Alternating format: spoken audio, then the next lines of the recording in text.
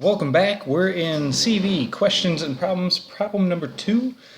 A person jogs 8 complete laps around a quarter-mile track in a total time of 12.5 minutes. Calculate the average speed and the average velocity in meters per second. Okay, cool. Now, in this problem right here, you don't have to worry about average too much, but really, it is an average when you're calculating the speed or the velocity over a long period of time, which pretty much any time you're doing over a long period of time.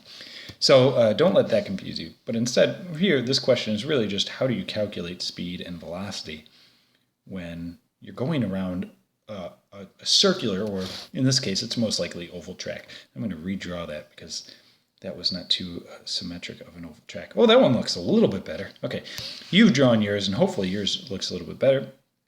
I'm going to pick some random point, like right there. I know that that's generally a starting point when it evens out, and I guess my picture kind of evens out right there. So let's go ahead and let's say that somebody is going to start right there. So they're starting right here, and so this is the start/finish line. And it's both because they do 8 complete laps around there. So this is going to be the, I should do that in a different color. It doesn't really show up like person's blue. That's going to be the start/finish line right there. Okay, great. So now if he does that, and let's say that he's going around this direction there, not that it matters.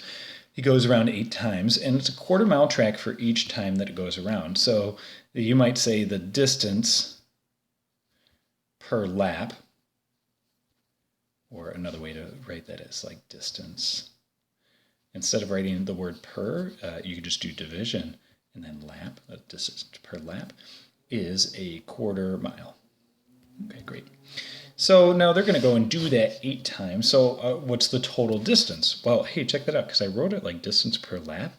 Now if I did like the distance per lap times my number of laps, well, number of laps as a fraction is number of laps over 1, and then you'd say, hey, well then my laps and laps would cancel out with each other, and I would be just in the unit of distance there, which in this case we know would be miles. So let's try and put that in. My distance per lap was 1/4 of a mile, and multiply that, and again, that's like per lap right there, so we'll write it like that, because it is.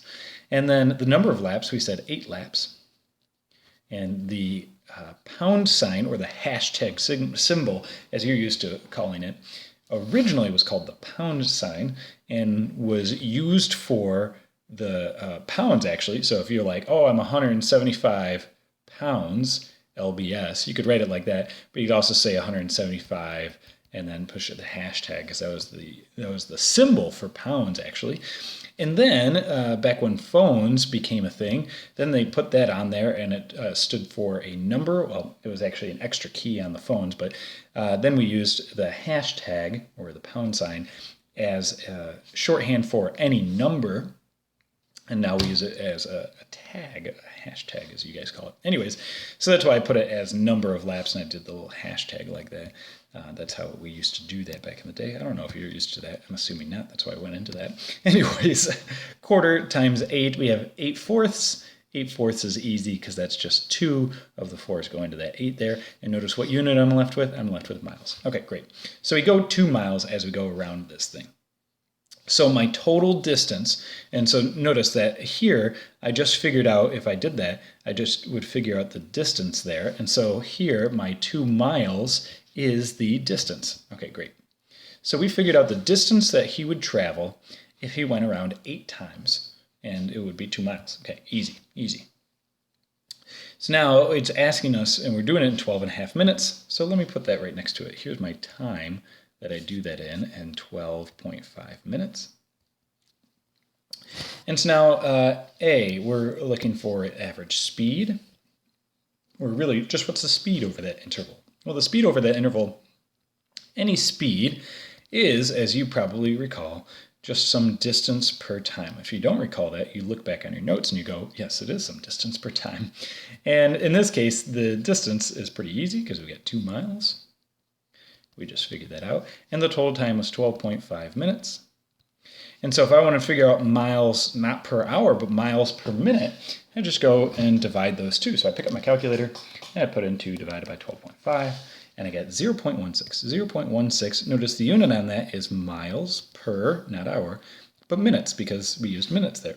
Now I could, if I wanted to, and I won't do this here, but I could change this to hours, and then you would have miles per hour, which could be useful, since we usually do miles per hour, and then it'd be easy to compare that to something else. But we'll leave it as miles per minute for now. All right, ask me in class if you do want to go through that, and we can go through that conversion there. Now, what about velocity, though?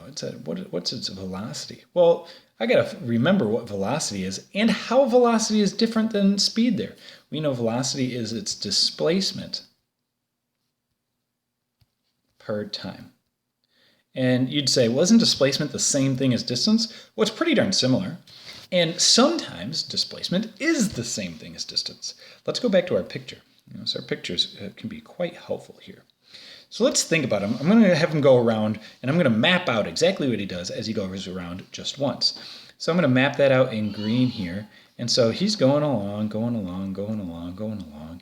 And he's running, running, running, running, running. Or maybe it's a she. She's running, running, running, running, running, running. And gets back to here. That's one lap. She just did one lap. Well, the distance was a quarter mile. Right. So distance per lap is a quarter mile. What's the displacement per lap? Displacement per lap. Just a question that I have on my head here, because we did the distance per lap is a quarter mile. What's the displacement per lap? Well, remember, displacement is just the change in position there. And so, well, let's think about this. What position in space are they? Well, if they start right here, and then per lap, and then they end right here. So, in another example, we've done other examples where it's like they start at A and they end at B, and now, if I look at the positions here, maybe this was a position of 0 meters and this is a position of 10 meters, I would look and go, I'm doing the second position, right? They'd end at B there. The second position minus the first position, which in this case was just 10 meters, minus the 0 meters, and I'd get, his position change was 10 meters. That was the position change, was 10 meters. Right, that's what's going on there. But now look at this. My starting position is A.